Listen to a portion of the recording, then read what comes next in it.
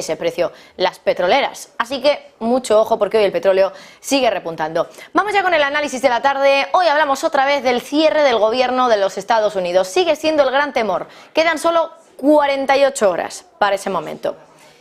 Y tiene pinta de que republicanos y demócratas no van a conseguir ponerse de acuerdo con ese cierre del gobierno. De hecho, ahora en el Senado y en el Congreso hay dos iniciativas totalmente diferentes. Ya saben que unos están controlados por unos, otros por otros.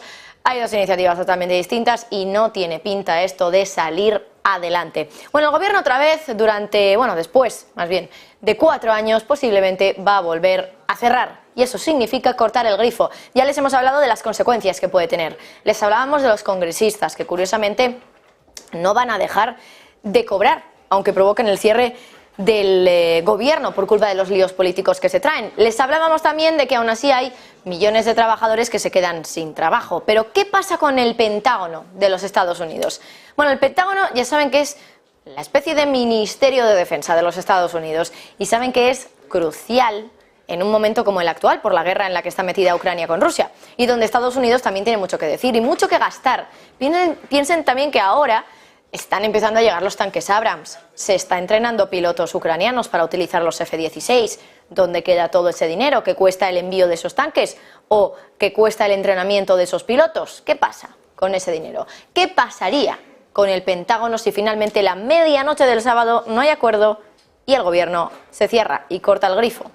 Bueno, pues si todo sale tal y como se espera y el gobierno efectivamente acaba cerrando, se van a detener los pagos de salarios en todo el Departamento de Defensa. Se va a suspender a cientos de miles de empleados civiles y se va a desacelerar el ritmo de la planificación de la guerra y la modernización militar. Y no lo decimos nosotros, lo ha dicho el propio Pentágono. Eso sí, aunque todos dejaran de cobrar, algunos tendrían que seguir trabajando, básicamente porque son un servicio esencial. Bueno, ha sido una portavoz del gobierno la que ha dicho todo esto y ha dicho que si se produce un cierre en tan solo unos días, los miembros del servicio tendrán que seguir trabajando, pero lo harán sin paga. Y cientos de miles de sus colegas, los que sean menos esenciales, van a ser despedidos. Piensen, por ejemplo, en el pago de las tropas. Claro, si esos pagos se retrasan durante el cierre del gobierno, eso va a ocurrir, eso está claro, pero la portavoz recordaba que mientras esos pagos o esos salarios se retrasan, el pago de la vivienda, las facturas, no se retrasan.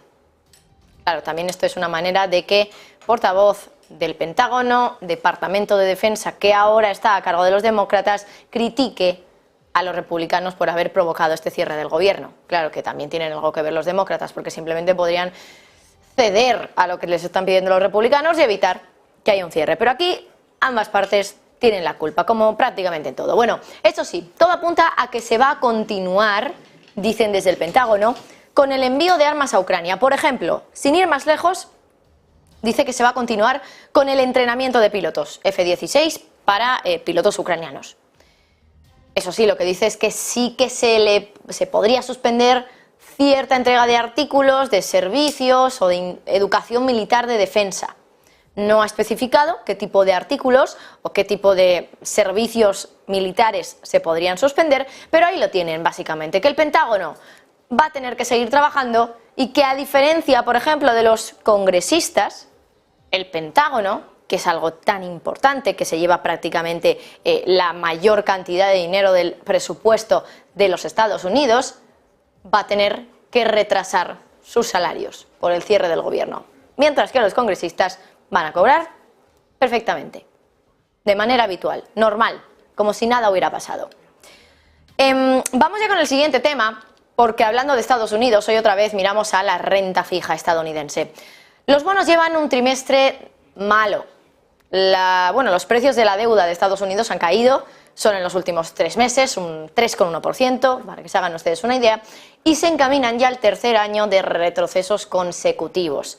De hecho, fíjense, enseguida les vamos a mostrar un gráfico en pantalla, porque les vamos a enseñar las peores caídas del mercado de renta variable en comparación con la caída actual que lleva la deuda. Vamos a echar un vistazo porque lo que vamos a ver enseguida es cómo efectivamente esos bonos, esa renta fija, se ha desplomado en los últimos 2 años, desde el año 2020, de una manera que la bolsa, los mayores drawdown que han registrado en la renta variable, concretamente en el S&P 500, en los últimos años, desde 1930 aproximadamente, desde el crack del 29, solo hay, y lo están viendo ustedes en pantalla, 3 mayores caídas en la bolsa que la caída que hemos visto en estos últimos 3 años en los bonos. Solo hay 3 veces en las que la bolsa ha registrado un drawdown mayor que el drawdown que está ahora mismo registrando la renta fija. Un drawdown que desde, aquí lo están viendo ustedes, desde el año 2020, concretamente el 8 de mayo,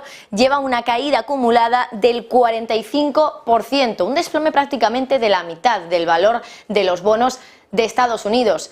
Como digo, solo hay 3 caídas de la bolsa, que la bolsa ya saben que, bueno, por defecto y porque es así, es más volátil. Solo ha habido 3 veces en las que la bolsa, desde hace prácticamente 100 años, 3 veces la bolsa ha caído más de lo que han caído los bonos en estos últimos 3 años. ¿Cuáles fueron esas ocasiones? Pues en el año 2000, desde el 2000 hasta el 2002, ahí el S&P 500 retrocedió un 47, desde el 2007 a 2009, 55, y luego tenemos el momento del crack del 29, que aquí veíamos una caída del S&P 500 del 86% desde el 29 hasta el año 32. Claro, son 3 periodos también de mucha carga de crisis, ¿no? Por un momento la crisis de las .com, después la crisis financiera y más, un poquito más lejos, aquí en primer lugar vemos simplemente la depresión, la gran depresión de los Estados Unidos. Bueno, pues en esas 3 grandes crisis la bolsa ha caído mucho, pero ahora la siguiente caída más fuerte, si miramos a las bolsas e incluimos los bonos de este año, de los últimos 3 años, perdón, desde 2020 a 2023, esa caída de los bonos solo es superada, como les decía, por una caída de la bolsa que ha sido, bueno, que son 3 caídas realmente desde el crack del 29, insistimos. Bueno, vamos a continuar explicándoles un poquito lo que veníamos diciéndoles, crisis de deuda en los Estados Unidos. Y bueno, el tema no puede estar peor, desde luego, para ese mercado de deuda. La subida de tipos, por ejemplo, ha hecho que los intereses de la deuda que el gobierno tiene que pagar se hayan disparado un 50% desde 2019 hasta 2021, y a esto además súmenle también pues que ahora con los líos políticos y el posible cierre del gobierno, la confianza sobre la capacidad de pago que puede tener Estados Unidos se está desplomando, y más cuando hace 2 meses otra agencia de calificación le quitó el AAA, y la que todavía se lo mantiene, Moody's, ya ha dicho que si el gobierno acaba cerrando este fin de semana, la imagen de Estados Unidos se vería mucho más debilitada. Claro, a eso súmenle también que la deuda pública total emitida por Estados Unidos ya alcanza los 33 billones de dólares, una cifra estratosférica y por supuesto de récord. Y eso hace creer a muchos expertos que estamos ante una bomba que puede estar a punto de explotar. ¿Y por qué decía antes lo de la crisis de deuda? Pues porque no lo decimos nosotros, lo ha dicho Ray Dalio, uno de los principales gestores de fondos de hedge funds de Estados Unidos. Ha dicho que su país va a sufrir una crisis de deuda. E insisto, no es cualquiera, es una persona con muchísima credibilidad y prestigio, por supuesto, y que lo diga él ya es como para preocuparnos, y no es la primera vez que lo dice. Ahora lo que está diciendo es que vamos a sufrir en Estados Unidos una crisis de deuda y que la velocidad a la que ocurra esa crisis vendrá en función de la oferta y la demanda de la renta fija, de los bonos estadounidenses. Claro, también lo que dice es que está vigilando muy de cerca lo que puede ocurrir. Como digo, Ray Dalio ya ha dicho esto, ya ha hecho esta advertencia más veces. De hecho, en junio, ya saben, cuando se alcanzó ese acuerdo sobre el techo de deuda, donde se acordó, por cierto, suspenderlo, no levantarlo, sino suspender el techo de deuda, que es peor, Dalio dijo que si tenía que ponerle una nota al acuerdo, le podría poner una D. Bueno, esto es equivalente al suspenso en el sistema educativo anglosajón.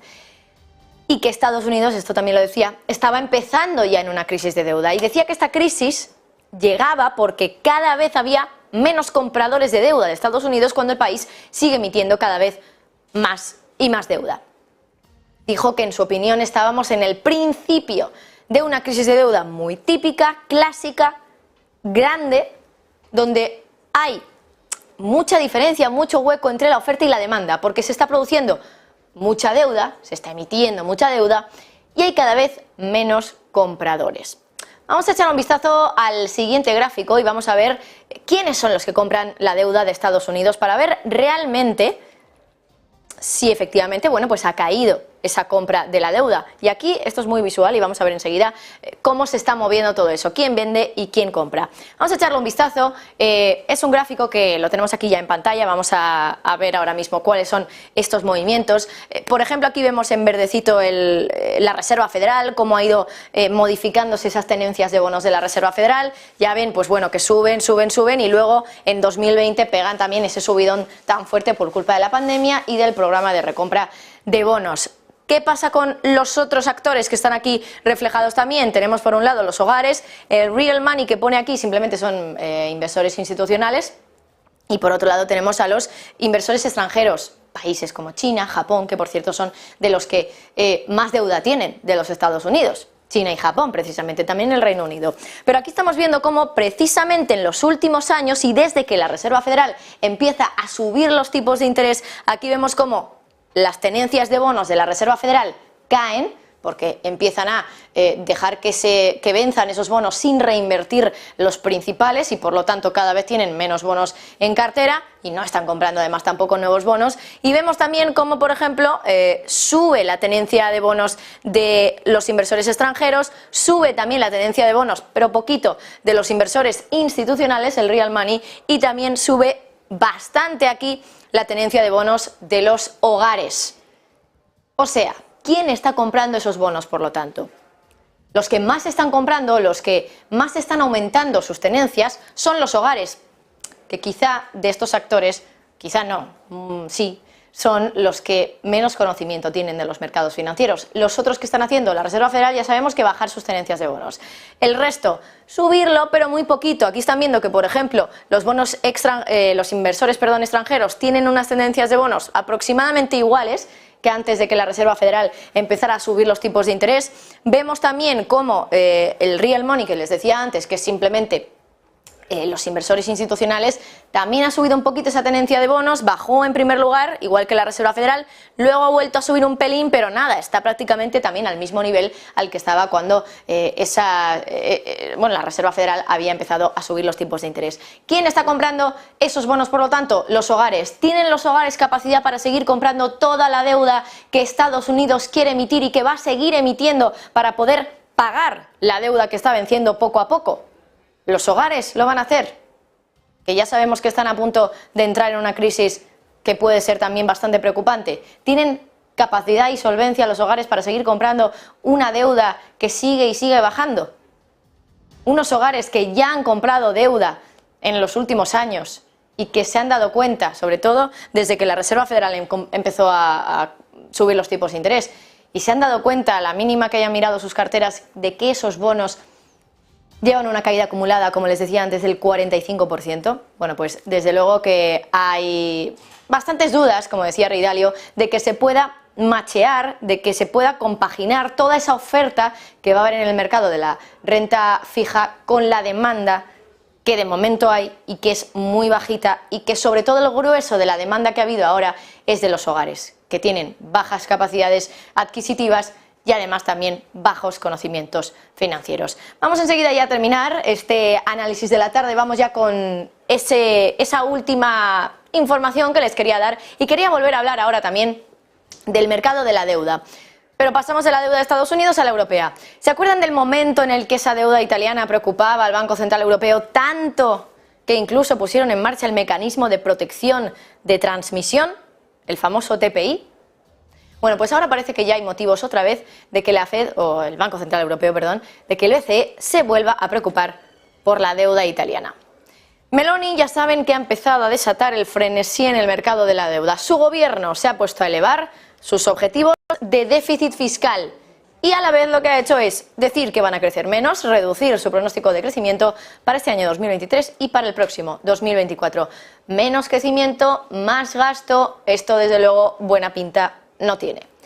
El miedo del mercado de la deuda también se ha extendido ya no solo en Europa, que ya saben que bueno, pues Italia al final forma parte de la Unión Europea, de la eurozona, y lo que haga el Banco Central Europeo afecta a Italia y afecta al resto de países de la eurozona. Pero es que también incluso se ha extendido al Reino Unido. Ayer los rendimientos del 10 años, subieron hasta 0,2 puntos porcentuales, es decir, 20 puntos básicos, hasta el 4,57%. Es la mayor subida diaria desde febrero. Y luego acabaron el día, es verdad, bastante por debajo, en el 4,48%. Pero tampoco está nada mal, que el bono a 10 años británico esté cotizando con una rentabilidad del 4,5% prácticamente.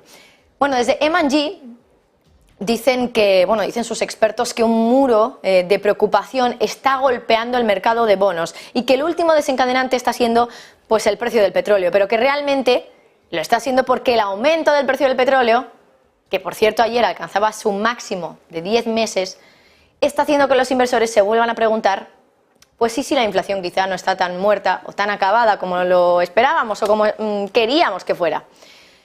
En la zona del euro, además, esa perspectiva de un mayor endeudamiento ha surgido pues después, ya no solo de lo que ha hecho Italia con su déficit, también lo que ha hecho el gobierno francés, que fue criticado el pasado miércoles por el organismo de control fiscal del país por no recortar el gasto público lo suficiente como para evitar violar las reglas fiscales de la Unión Europea el próximo año. Ya saben que en 2024 entran otra vez en juego esas reglas, esa disciplina fiscal, y ya no es que solo los mercados de deuda puedan dispararse en rentabilidades y se pueda ir todo un poco a un terreno bastante preocupante, sino que además también está Bruselas vigilando, está Bruselas viendo a ver quién cumple y quién no cumple, y el que no cumple luego tiene que, pues simplemente atenerse a las consecuencias, que veremos cuáles son.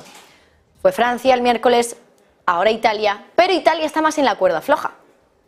Como les digo, no hay más que recordar que hace un año el Banco Central Europeo se sacaba de la manga ese mecanismo TPI para que, solo prometiendo que podía hacer una cosa, sin realmente hacer nada, el mercado volviera a tranquilizarse sobre los bonos italianos.